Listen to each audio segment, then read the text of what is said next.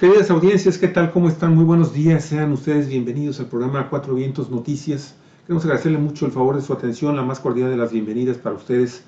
21 lunes del año de diciembre, 21 de diciembre de 2020, transmitiendo desde la ciudad de Ensenada, Baja California, en esta semana que, bueno, pues es, de alguna forma, pues tenemos que celebrarlo, Olga Alicia, y porque el día 24, que es el día jueves en la noche, tradicionalmente nos reuníamos las familias, convivíamos, estábamos muy contentos, mucha gente se amanecía, y el 25, pues en una segunda reunión, ¿no? O con los que se quedaban en casa, pues ya la Navidad. Empezar a disfrutar de ese día de descanso. ¿Cuántas notas hoy también, verdad? Mucha información. Sí, Javier, muchísima información. Y si usted está haciendo planes para hacer una pachangota tremenda como antaño o en día de Navidad, no lo haga, por favor. Sí, no le busque tres pies al gato. La crisis, la COVID está canija, la pandemia. Y bueno, estamos en muchas partes del país en semáforo rojo, Javier. Entre ellos todo el Valle de México, Estado de México, Ciudad de México y Baja California. Recuerde, estamos regresó a semáforo rojo. Y muchos estados que están en semáforo naranja o que tienen la suerte de haber avanzado un poquito más en su combate a la pandemia, pues pueden regresar al semáforo rojo en estas fechas en que la gente acostumbra a reunirse, salir mucho de compras. No lo haga, por favor. Así es. Bueno, la información de hoy es de verdad trascendente. Más adelantito en el programa les informaremos cómo es que la maestra, por primera vez, una maestra va a dirigir la Secretaría de Educación Pública. No es cierto, ya la dirigía, encubierta, pero... Ah, bueno, tú te refieres a la maestra del Bester. Bueno, ella era la líder del sindicato, Javier. Pero el Bester, aún en los tiempos en que más poder tuvo, jamás logró hacerse de la Secretaría de Educación Pública. Sí, de manera oficial. Sí. De manera oficial y totalmente. Llegó a ubicar a su yerno en la subsecretaría del sector de primaria, educación primaria, ¿no? Básica y primaria. Bueno, pues ahora es la maestra Delfina Gómez quien encabezará esta secretaría, de eso platicaremos más adelante. Y traemos COVID, información. Contaminación Everest, muertes de diputados, muertes de médicos por COVID. Muy interesante, no se pierda el programa. Muertes por exceso de consumo de drogas, así es, que mata más eso que el virus, por ejemplo, ¿no? Pero empecemos, Javier, comentando esta nota que seguramente va a levantar el revuelo. Una empresa del ejército administrará el Tren Maya y los aeropuertos, anunció el presidente López Obrador. El presidente mexicano anunció este domingo que será una empresa del ejército la que se encargará de administrar el Tren Maya en el sureste de la República, además de otros aeropuertos de la región y de la capital. Mire, la nota es de la agencia EFE y dice que una empresa que depende de las Fuerzas Armadas con el propósito de que sea buena la administración del tren, de los aeropuertos, que sea autosuficiente y que las utilidades de esta empresa se destinen a fortalecer las finanzas para pensionados y jubilados de las Fuerzas Aéreas, anunció el presidente de México, Andrés Manuel López Obrador. El presidente informó que esta compañía operará 3 tramos del Tren Maya que irán de Tulum, en Quintana Roo, a Palenque, en Chiapas. Y mire, también indicó que los militares se encargarán de operar los aeropuertos de Tulum y Chetumal, en el estado de Quintana Roo, también en el de Palenque y el Felipe Ángeles, en Santa Lucía, que servirán a la zona metropolitana de Ciudad de México. Fíjate que estos aeropuertos de Tulum, Chetumal y Palenque están directamente vinculados también con la administración de lo que va a ser el Tren Maya. Así que eso no creo que vaya a tener ningún problema. Aparte, pues son zonas que por el alto movimiento de turistas que va a registrar, definitivamente también requiere, porque va a ser un atractivo también para los grupos delincuenciales, pues de una mayor preocupación en materia de seguridad. El que sí está muy interesante es el de Santa Lucía, porque ese es el aeropuerto estrella, ¿no? Sí, pues la capital de la República, aeropuerto nacional e internacional. Bueno, el argumento fundamental que dio el presidente de la República llama poderosamente la atención. Dijo el argumento para entregarle a una empresa del ejército esta obra magna. Dice, tenemos que proteger esta obra para que no haya la tentación de privatizarla. Y qué mejor que dejársela a las Fuerzas Armadas y que tenga como propósito el financiar las pensiones de marinos y de soldados. Ese es un objetivo. Pues fíjate, es un tiro de 3 bandas, en realidad es una carambola de 3 bandas. La cuestión de cubrir con seguridad estas pensiones y jubilaciones a un sector, a un poder fáctico en México que ha sido el consentido en las últimas 4 administraciones, ¿sí? Y que pues no ha habido cambio en ese sentido. Por otro lado, pues el hecho de no privatizar, que es también muy interesante, y el tema de la seguridad también de estas estaciones, de estas 2 obras que son fundamentales y que pues pueden ser motivo por lo que significan para esta administración, y si se continúa el proyecto de López Obrador en el próximo sexenio, pues podrían ser objeto de infinidad de actos de todo tipo, todo tipo, para desprestigiar, ¿no?, a un sistema, de sabotaje, diferente. Actos de sabotaje. ¿Dices? Actos de sabotaje, sí, porque para alentar, miren, ya ven lo que sucede con estas 2 obras, el Tren Maya y el Aeropuerto Internacional. Entonces, está muy bien, y aparte está el tema del narcotráfico, ¿no? Sí. Bueno, yo veo aquí, Javier, una decisión muy polémica, obviamente, pero también, como tú dices, de 3 bandas. Y la primera creo que tiene que ver con la lucha de López Obrador contra la corrupción.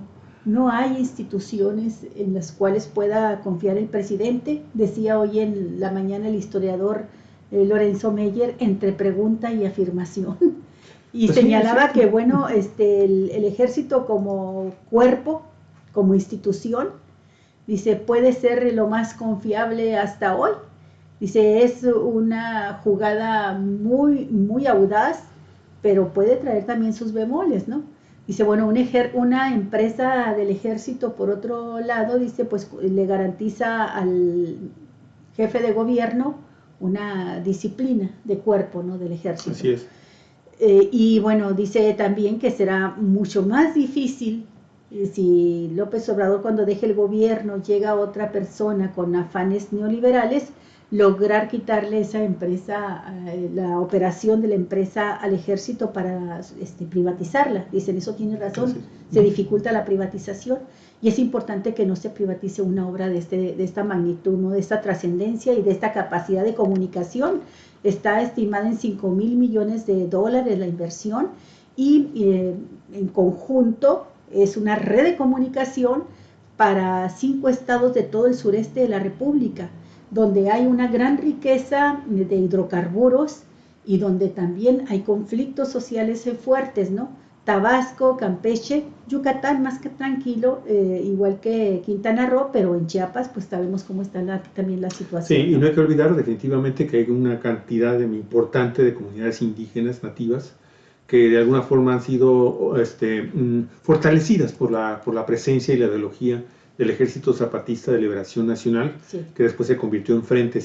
Hay un frente ciudadano que opera a un segundo nivel, pero que tiene presencia importante en los estados del sureste y el sur de la República Mexicana. Y parte de lo que te estaba comentando lo dijo precisamente López Obrador en la conferencia de ayer, cuando anunció que este segundo propósito, el de la seguridad para entregar el tren y los aeropuertos a las Fuerzas Armadas, debemos garantizar la seguridad de la región. Aquí tenemos que cuidar que no tengamos ningún problema de inseguridad. Y es que imagínate un tren, imagínate un avión con extranjeros que tenga un problema, y que eso pueda significar heridos, lesionados, desaparecidos.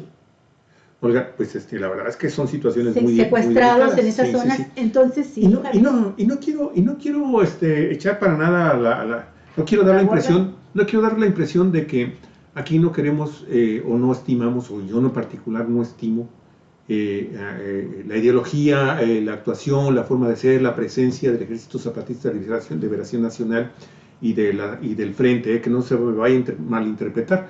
Simple y sencillamente, amigos y amigas, estamos comentando que hay una serie de inconformidades, que hay una serie de amparos, que algunos de ellos se han ganado, ¿sí?, que incluso ya parece ser que empiezan a tenerse ya definiciones de la Suprema Corte de Justicia sobre el Tren Maya en particular, y que, bueno, la obra para Andrés Manuel López Obrador, de cualquier forma, sigue. Y no hay que olvidar también, Alicia, que el ejército mexicano ya desde hace un buen rato, este gobierno, y anteriormente Enrique Peña Nieto ya les está dando más actividad, incluso hasta como constructores, ¿no?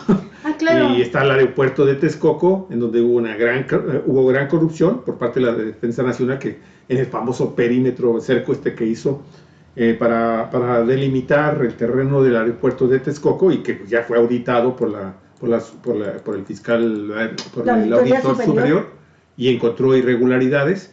Y bueno, pues aquí ahora se está haciendo también el de Santa Isabel, el aeropuerto, y estamos en espera, Santa Lucía, perdón, sí. Y estamos esperando a ver qué resultados se da también de esta auditoría, porque hay que estar muy pendiente, sí. Pues es probable que puedan existir algunas irregularidades.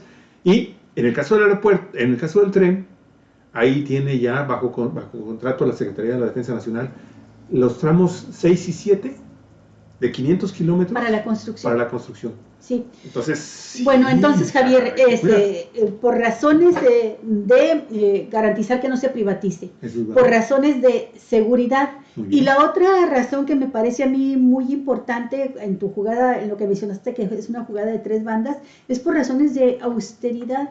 Bien, es decir, bien, López Obrador ha buscado cómo hacer más eficiente el gobierno, y ha encontrado que tiene en el ejército y sus 250,000 elementos una mano de obra disciplinada y calificada, que puede realizar muchísimos trabajos que de otra manera le costarían muchísimo más al gobierno, y además se convierten en caños de corrupción, ¿no? Coladeras para la corrupción. Entonces, bueno, pues hay que ver si le funciona. Por lo pronto obedece a este perfil de la visión del presidente de trabajar en esos 13 aspectos: contra la corrupción, por la seguridad y por la austeridad. Entonces, que le salga más económico. Y si es ahorita, imagínate tú, esos 250,000 militares más los marinos, lo que le ha de costar al Estado mexicano estar pagando las pensiones de esa parte tan importante de los trabajadores, ¿verdad? Como asalariados nada más, ¿no? Que llegan a su jubilación. Entonces creo que si de ahí encuentra una manera también de liberar las finanzas del Estado de esa carga de aquí en adelante, pues es un ahorro significativo, ¿no? Para el Estado mexicano. Pues pero obviamente responde, ¿no? Va a tener también sus críticas. Es algo totalmente inusitado lo que se está haciendo hoy en cuanto a esta entrega de obras a ser operadas por el ejército. Vamos a ver cómo funciona en México, pero yo de entrada sí le doy mucho énfasis también a lo que tú mencionabas, Javier, la seguridad en el sureste para atraer el turismo internacional, ¿no? Sí, para brindarle confianza. Sí, perdón, Javier, y me recordé mientras tú comentabas la posibilidad de atentados y sabotajes, que no hace mucho leíamos la tentación en que la derecha extrema puede caer ante la imposibilidad de reconquistar el poder. Muy aislados y podrían ser individualismos. Que pueden haber actos de terrorismo en ese sentido. Bueno, ya son especulaciones mayores. Pero no hay que dejar de señalarlas. Pero no, sí, exactamente. Por algo lo hacen, ¿no? Oye, te invito a que vayamos al Everest. Vamos al Everest, Javier. Pero sabes que vamos con trajes especiales, amigos y amigas, porque ahora resulta que el Everest, deja todo el frío, acaban de encontrar químicos tóxicos allá arriba. ¿Cómo ves? Qué pena. Qué barbaridad. Sí, para que ni el Everest se salve, estamos canijos los seres humanos, ¿eh? Y se supone que quienes suben al Everest, pues son personas que aman la naturaleza, Javier, que van y hacen este esfuerzo supremo, increíble, de subir esta montaña, una de las más grandes del mundo, y que lo hacen por amor también a la naturaleza. Sí. Y nada, van y dejan allá su huella destructora, ¿no? Una parte es eso, pero otra parte también muy importante es lo que llega por la contaminación ambiental en otras regiones que están cercanas al Everest. Entonces, los vientos... Otra parte es la misma naturaleza. Así es. No es que sea la naturaleza, actividades humanas. Químicos y tóxicos, pero que la naturaleza, el viento, que es la naturaleza, lo lleva hasta allá, ¿no? O sea que no nos salvamos, nos cobran la factura. La madre naturaleza nos cobra la factura por cualquier día. Va la nota de Europa Press, amigos y amigas. En la nieve de la cima del monte Everest se encuentran sustancias químicas permanentes que se utilizan en dispositivos para exteriores que repelen el agua.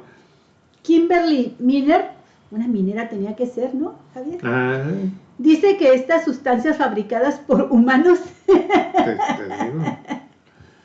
que se han relacionado con defectos de nacimiento,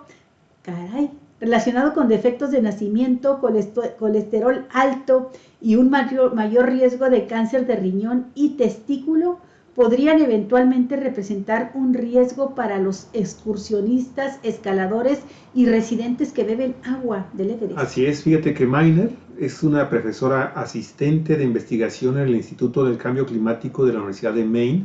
Es la autora principal de este estudio que se publica en la revista Ciencia del Medio Ambiente Total.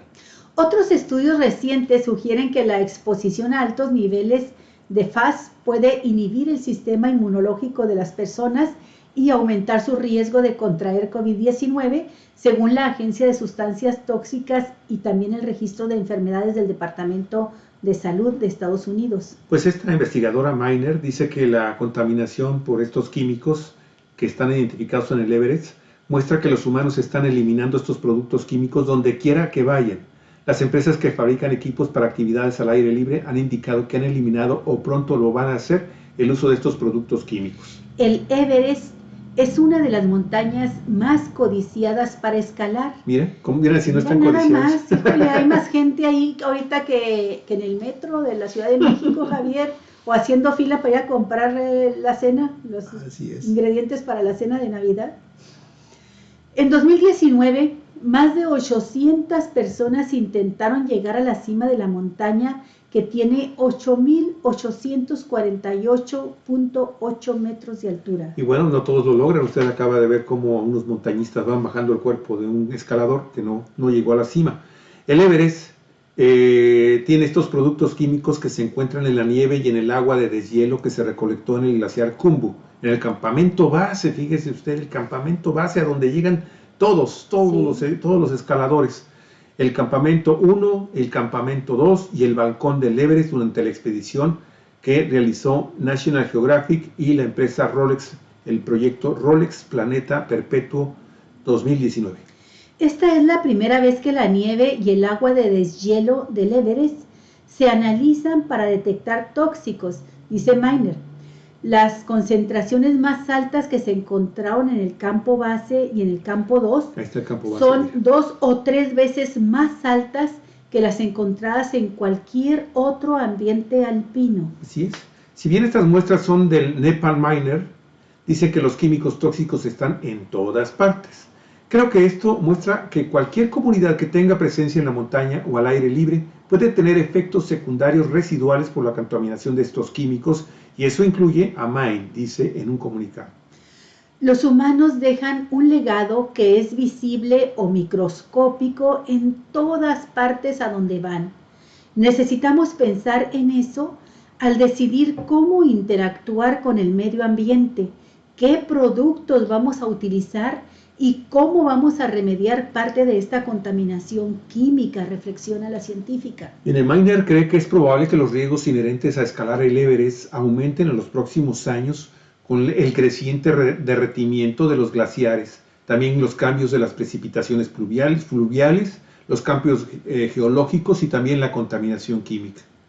Los impactos que tiene la industria de la escalada y el turismo en la región deben caracterizarse y entenderse para proteger a los residentes de la cuenca hidrográfica, ¿sí? Pues de ahí se surte mucha población que habita montaña abajo, ¿no? Así es, y no hay que olvidar, amigos y amigas, que toda esta cordillera del Himalaya, donde está el Everest, ¿sí? En donde están estos 8 grandes picos, que son así como el gran reto de muchísimos hombres y mujeres, que siempre pues tienen esa idea, esa esperanza, esa ilusión de convertirse en uno de los escaladores, de los conquistadores de la montaña más grande del mundo, de la cima más grande del mundo en la actualidad, porque ya anteriormente hace millones de años eran montañas todavía muchísimo más grandes, Olga, pero bueno, están saturando. Por eso es que también en la zona del Everest, estaba hablando de la cuenca. Bueno, ahí se crecen el río Indo, que baja toda la vertiente hacia el sur, y que abarca parte de Pakistán, la India, en donde viven más de 1.500 millones de personas, casi 1.800 millones de personas en esa región, que se alimentan directamente o que se abrevan de este río. Pero por el otro lado, Galicia, está el río Amarillo, que va para la zona de Mongolia y China. Entonces, esa zona, también, en esa zona viven miles de millones de habitantes sobre Galicia. Entonces, se cree que una tercera parte de la población mundial actual se alimenta de estos ríos. Y puede estar consumiendo agua que ya tiene cierto grado de contaminación. Imagínate esto. De toxicidad. ¿Y por qué es la zona más contaminada? Pues porque últimamente el Everest, amigos y amigas, se ha convertido realmente ya en un atractivo donde ya incluso compañías sin escrúpulos, compañías de turismo que prometen llevar a la gente hasta la cima, están provocando esto que estábamos viendo en las fotografías, sí. Estas enormes filas, porque no cree usted que se puede subir en cualquier momento. Hay temporadas, sí. Y dentro de esas temporadas hay ventanas que da el clima, sí. Para poder escalar. Y en la temporada pasada, el año pasado, son estas fotografías en donde habíamos estas inmensas filas, y fue por primera ocasión que algunos de los primeros escaladores del Everest que todavía están con vida están poniendo el grito en el cielo. Pero ¿cómo? Hay que reglamentar eso, no es posible eso. ¿Y qué es lo que provocan? Pues dejan todos sus desechos, dejan toda su basura. Sí, así es, Javier. Bueno, y en otra nota no menos interesante, esta jovencita, Javier, Malala Yousafzai, cuenta a jóvenes mexicanos las enseñanzas que nos ha dejado la pandemia, que nos está dejando la pandemia. Esta pandemia nos ha mostrado una gran lección en el mundo entero. Nos enseñó que lo importante es la salud, la educación y el bienestar de las personas. Los sistemas económicos, cualesquiera que sean, colapsan tarde o temprano, pero lo que mantiene en marcha a la humanidad es la humanidad misma, el apoyo que nos da como seres humanos. Este fue uno de los mensajes de la activista pakistaní Malala Yousafzai, quien a sus 15 años de edad recibió un balazo en la cabeza por parte de talibanes solo por exigir una cosa, que las mujeres puedan estudiar. Bueno, en realidad, esta nota de Antonio Sandoval de alto nivel se equivoca porque ella tenía 14 años, o 15. Tenía 14 años cuando le dispararon en la frente, en la cabeza, y milagrosamente logró sobrevivir, Olga, y se ha convertido en todo un símbolo, a grado tal que pues, ganó el Premio Nobel de la Paz. Sí.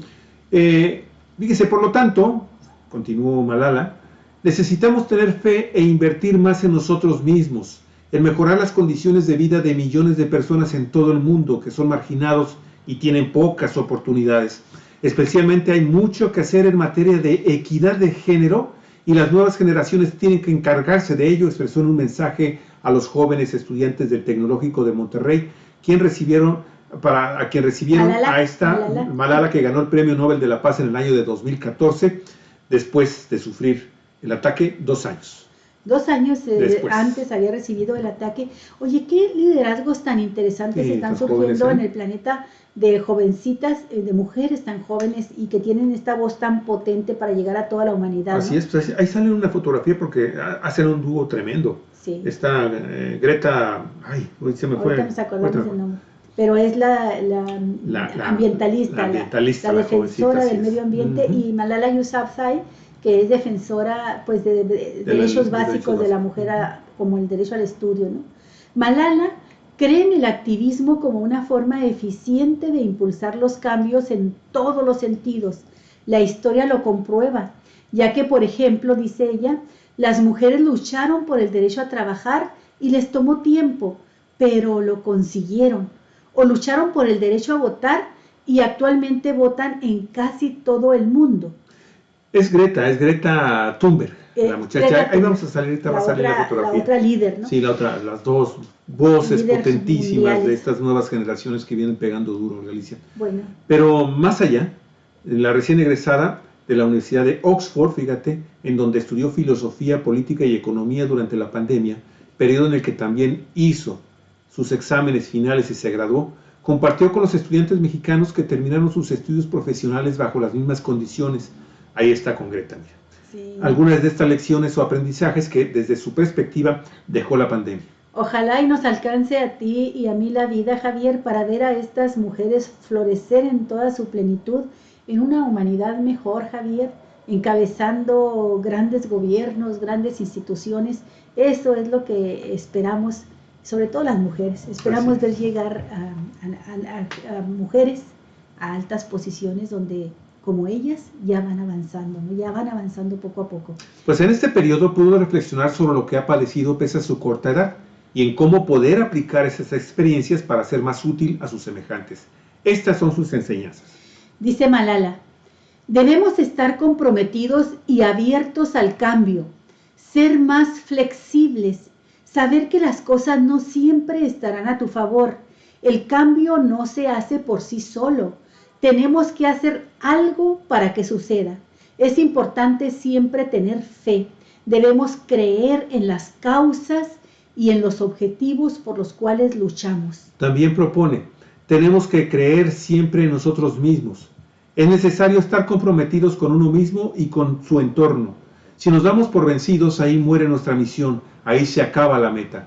Siempre hay problemas, dificultades y retos, pero debemos tomarlos como experiencias de aprendizaje. Y una enseñanza más que subraya Malala nos está dejando la pandemia. Debemos mejorar el trabajo que hacemos hoy. Tenemos que hacerlo mucho mejor el día de mañana. La constancia es muy importante. Es necesario apegarse a ella.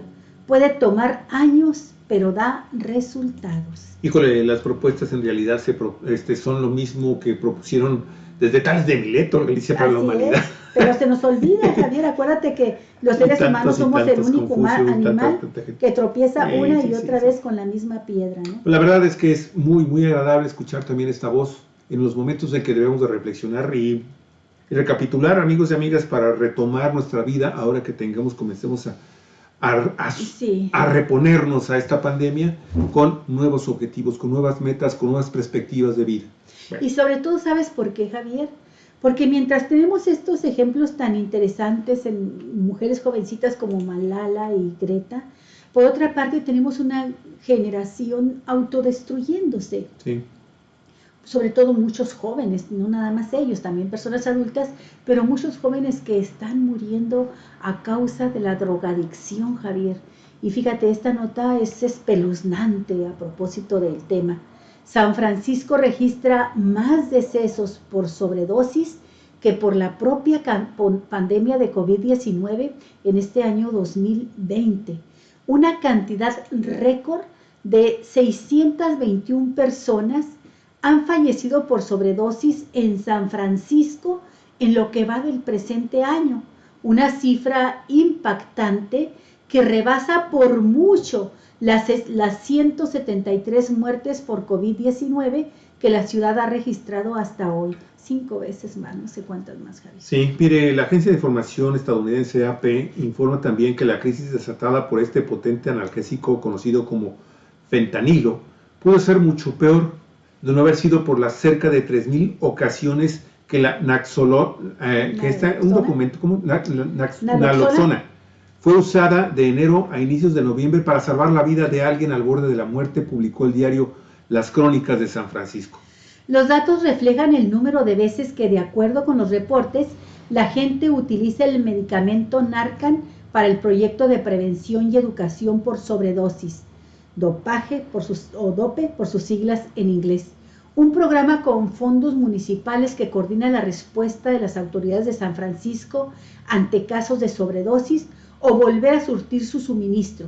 Funcionarios del proyecto DOPE señalan que, dado que las cifras son reportadas por los propios implicados, los casos muy probablemente sean muchos más en la realidad. Mira, el año pasado, 441 personas murieron por sobredosis, un aumento del 70% en comparación con el año 2018, y 2.610 sobredosis potenciales fueron evitadas por el uso de este medicamento Narcan, que comúnmente se rocía por las vías nasales para revertir una sobredosis por opioides, de acuerdo con datos de la Oficina Forense de la ciudad y el proyecto DOPE.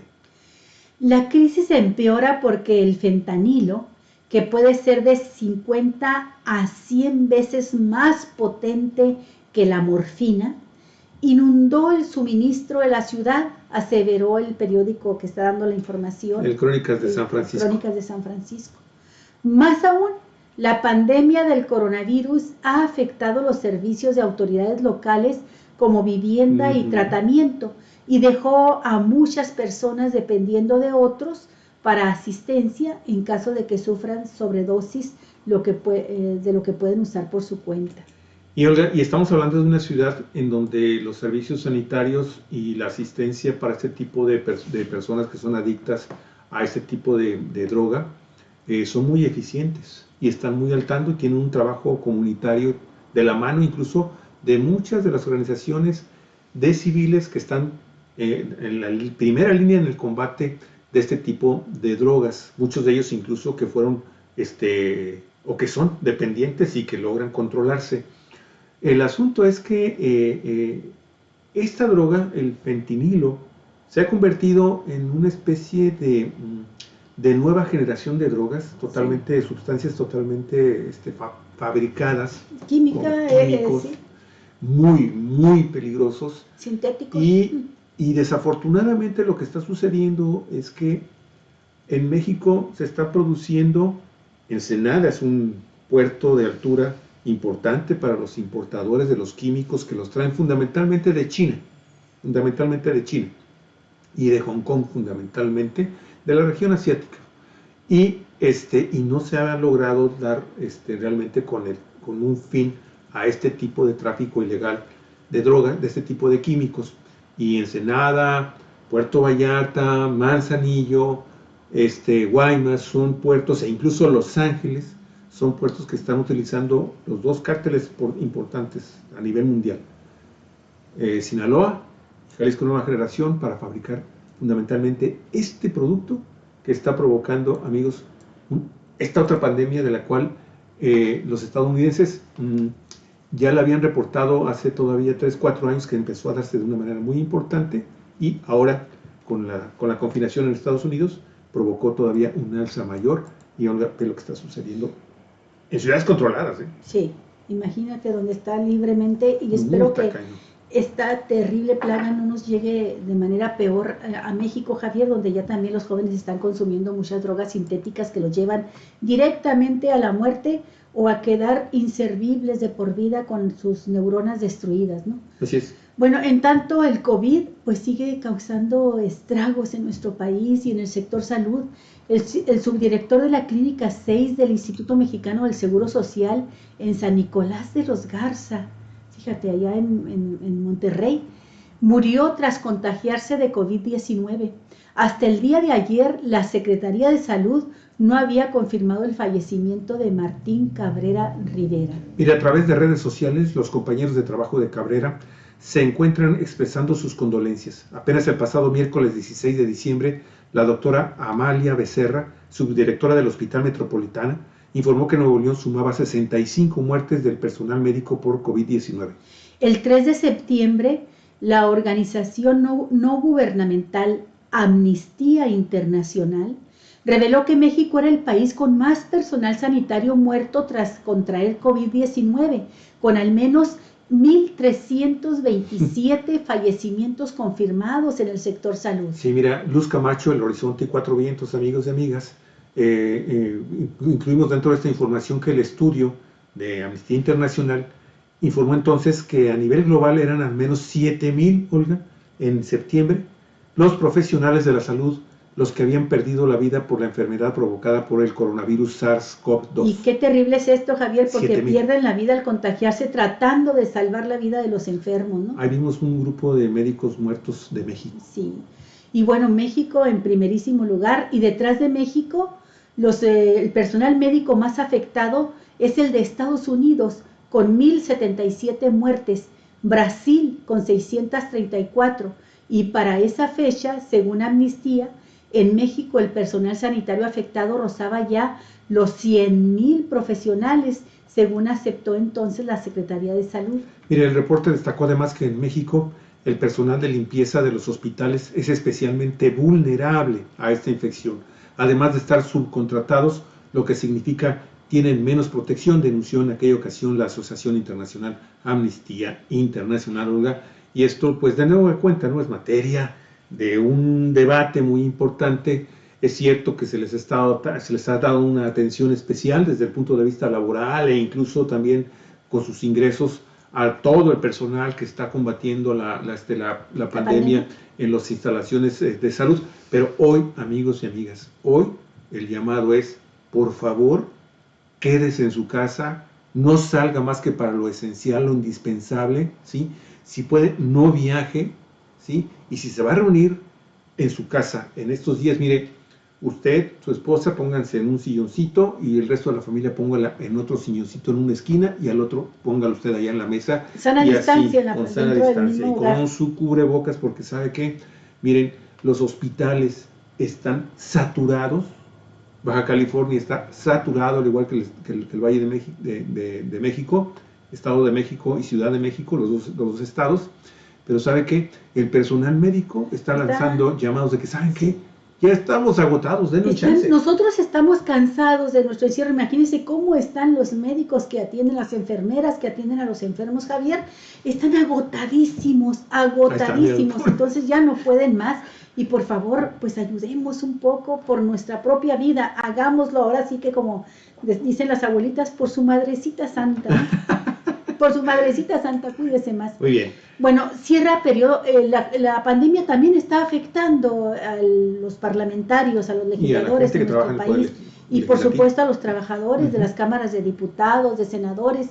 La Cámara de Diputados cerró su periodo ordinario de sesiones con un saldo acumulado de 444 casos confirmados de COVID-19, incluidas 19 muertes por esa enfermedad, desde el comienzo de la pandemia hasta el día de ayer, 20 de diciembre, y en el Senado, Joel Molina, de Morena, también falleció, es la última víctima de la que tenemos noticia, falleció a causa de la pandemia. Fíjate, la nota de Milenio indica que un total de 97 diputados, entre ellos apenas ayer la presidenta de la Cámara de Diputados, la priista Dulce María Sauri, ¿sí? Ayer informó muy temprano, estoy enferma, ya me estoy aislando con mi esposo, sí. Ahí se ven, y 347 trabajadores también resultaron contagiados por el virus SARS-CoV-2 a lo largo de 9 meses, pero tan solo en las últimas 2 semanas se registraron 84 casos positivos y 4 defunciones, y cómo no, Olga, si la Ciudad de México está tremenda.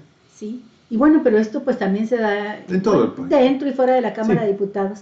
El reporte actualizado de la Secretaría General en la Cámara de Diputados detalla que 10 legisladores y 78 empleados se mantenían con el contagio activo hasta el pasado domingo, hasta ayer, 5 días después de la clausura del primer periodo de sesiones del tercer año de la 64 legislatura. De acuerdo con el registro, hasta ayer se contabilizaron los decesos de la muerte de 17 trabajadores de la Cámara de Diputados y 2 legisladores. Ellos son Miguel Acundo González, 2 diputados, y también de Miguel Acundo González del Partido Encuentro Social y Delfino López Aparicio de Morena, apenas la madrugada de ayer domingo, Olga, sí. Y bueno, se sumaría también dentro del Poder Legislativo este senador Joel Molina de Morena, ¿no? Aunque los diputados federales concluyeron sus actividades legislativas el martes, los órganos administrativos en el Palacio de San Lázaro continúan labores de cierre anual, por lo que el personal que ingrese al recinto deberá pasar por las pruebas de COVID-19 para reducir el riesgo de más contagios. A su vez, diputados y senadores de la Comisión Permanente del Congreso de la Unión fueron citados a sesión semipresencial hasta el próximo 7 de enero. Sin embargo, solamente los integrantes de la mesa directiva, que hasta ayer eran encabezados por la legisladora priista Dulce María Sauri, estarán presentes físicamente en San Lázaro, mientras que otros 30 legisladores participarán de manera remota, a través de una plataforma digital habilitada para este efecto. Sí. Bueno, y vamos a la siguiente nota que también es muy, muy importante.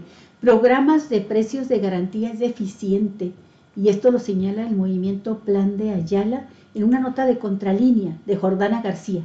La operación del programa agrario Precios de Garantía es deficiente, señaló el movimiento Plan de Ayala Siglo XXI.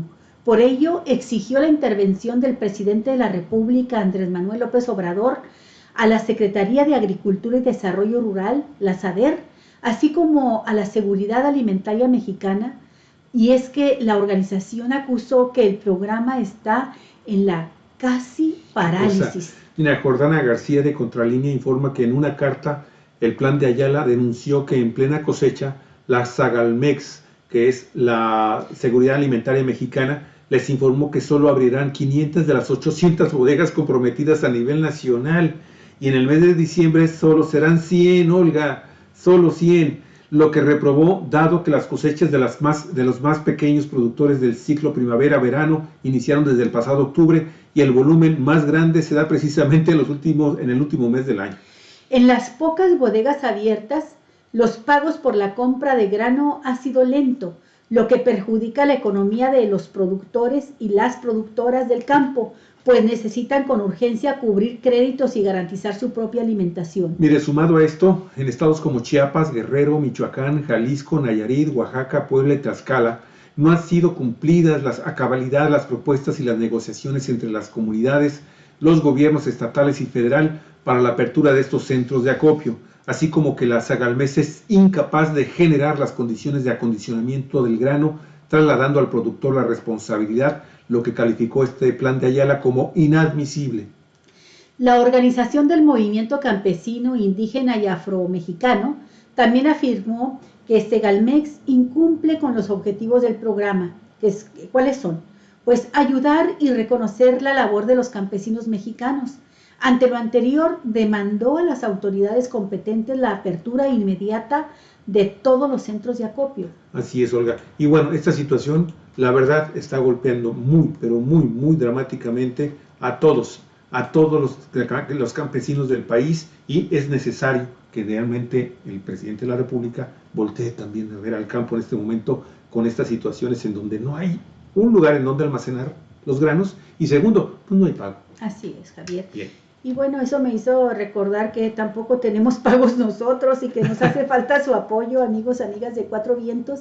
Nos dirigimos a usted para que apoye este trabajo periodístico que realizamos día con día en Cuatro Vientos, y que lo hacemos desde el ámbito de la libertad plena que nos da el no depender, no aceptar línea alguna de ningún grupo de interés político o de interés económico, de ningún grupo fáctico, de nadie.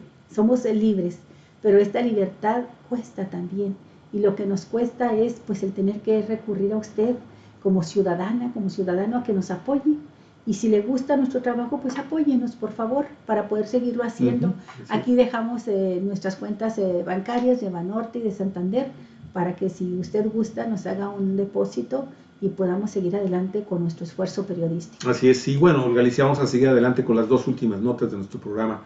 Mire, la primera es un jugoso negocio de la iniciativa privada con el agua subsidiada, así como está usted escuchando, sí. Agua subsidiada para el sector empresarial. El sector agropecuario utiliza 70% del agua en México, y el 15% del líquido es explotado por grandes empresas, mismas que llegan a exportar agua subsidiada a países como Estados Unidos en los productos agrícolas, y esto lo señalan reiteradamente los especialistas del tema. Mire, Alejandro Alegría, reportero del periódico La Jornada, informa que Alonso Aguilar, que es investigador del Instituto de Investigaciones Económicas de la Universidad Nacional Autónoma de México, dijo que el agua es un bien de la nación, por lo que el gobierno está encargado de obtenerla, aunque en ocasiones se otorgan concesiones a largo plazo para que los particulares asuman los costos de extraer el líquido, potabilizarlo, etc.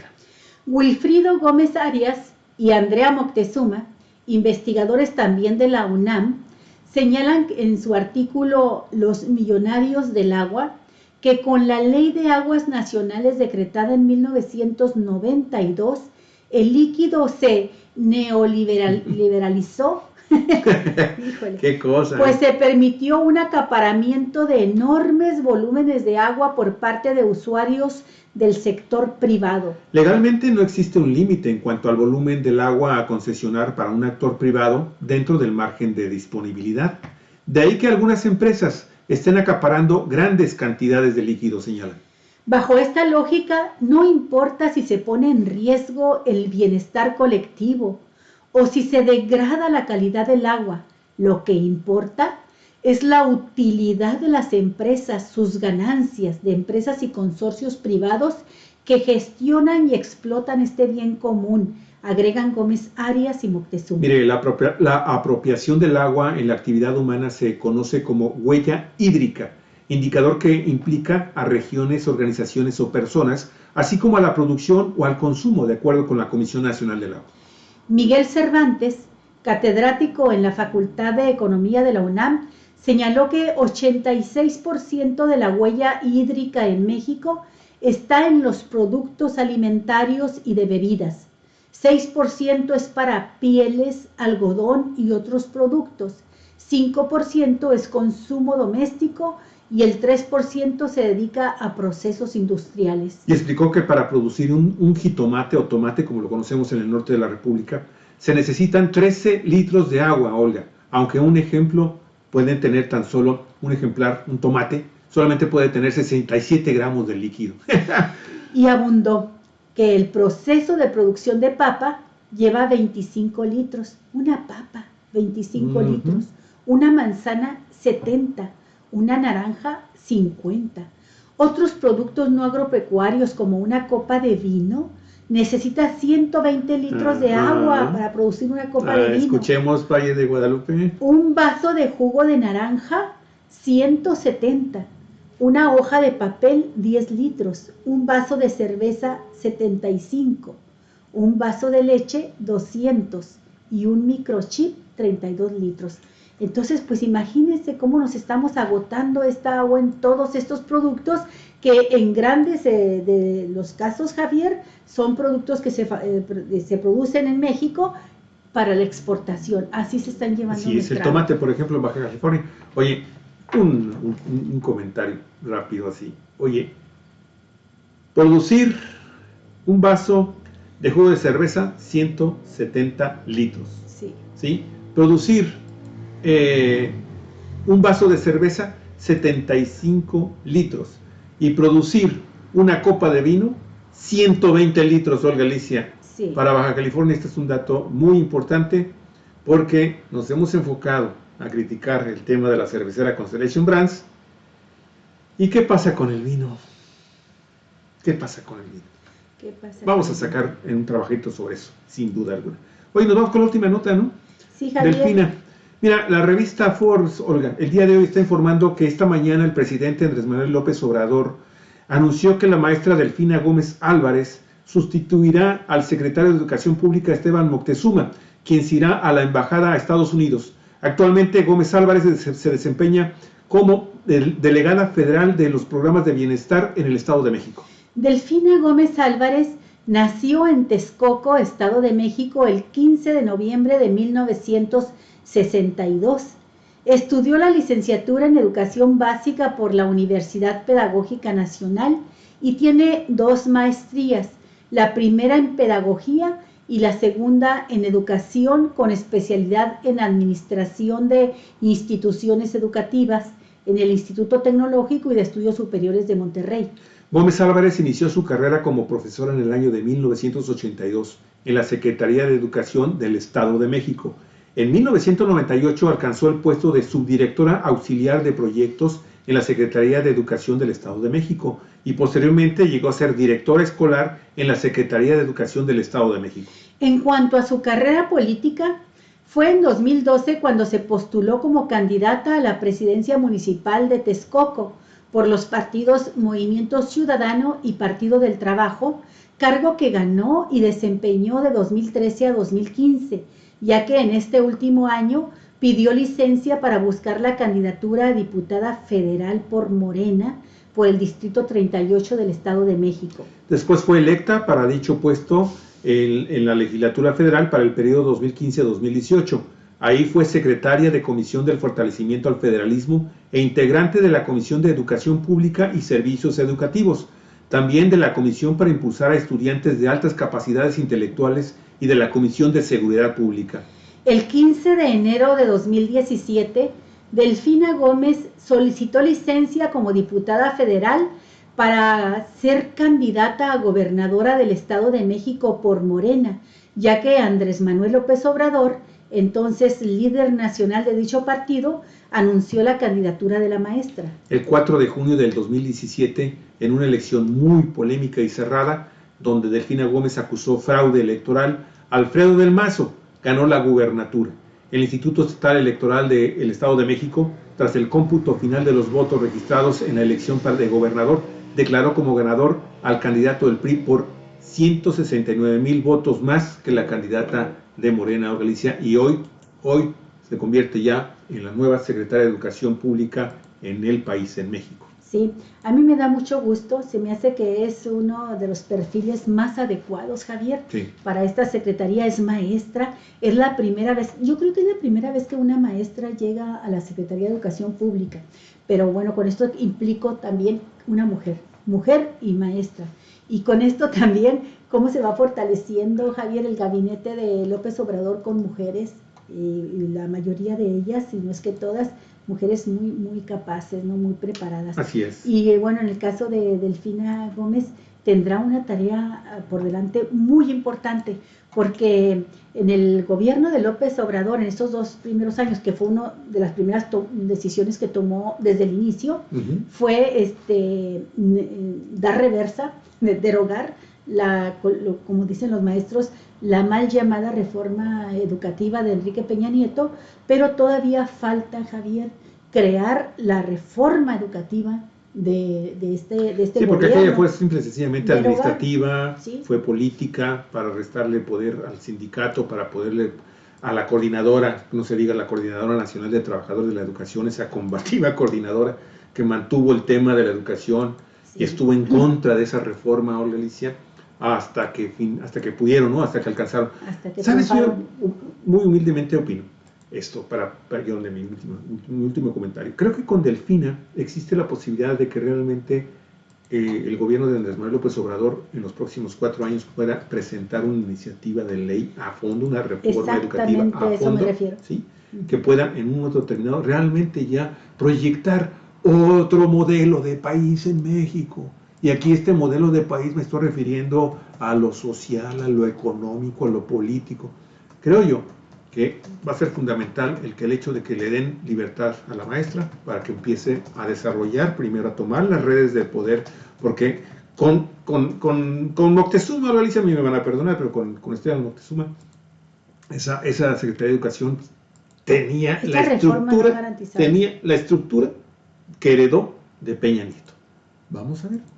Vamos a ver ahora si Delfina, que yo considero también que es un proyecto totalmente diferente, creo que incluso es más adelante de lo que va Andrés Manuel López Obrador en materia educativa, creo que puede generar un proyecto de ley y de reforma constitucional que nos permita, primero, mantener la educación laica en este país, que la tenemos así en un filito ahorita con el tema de la derecha y la ultraderecha, pero por otro lado también, ¿no, Alicia? Sí, retomar el gran modelo de educación que nos legó la Revolución Mexicana y que tuvo sus mejores épocas durante los primeros mandatos Obregón hasta Lázaro Cárdenas. Así es. Bueno, pues por lo pronto nuestra congratulación. Sí, contentos. Lo digo nuestra porque pues en mi familia hay maestros, hay maestras, ¿verdad? Y qué bueno que una maestra y una maestra honesta, Javier, con una trayectoria sin mancha, tanto dentro del magisterio como dentro de la política, alcanza este altísimo cargo del que esperamos mucho para los siguientes años de este gobierno de López Obrador, que deje por lo menos las bases bien sentadas de la nueva reforma educativa. Bien, pues nos vamos. Sí, porque tenemos un trabajo todavía con el maestro en Derecho Daniel Solorio. Estamos comunicándonos, Daniel, contigo, tratando de comunicarnos para ver si vamos a tener nuestro programa más en unos minutos más. Bueno. Amigos y amigas, muchísimas gracias por estar con nosotros en 4B Noticias. Esperemos que le haya gustado la información. Compártanla, por favor, denos like y apóyenos si puede, por favor, fondeando, donando a las cuentas que les dejamos por ahí ya en el transcurso del programa. Nos vemos en un rato. Hasta luego. 4 vientos. Así es.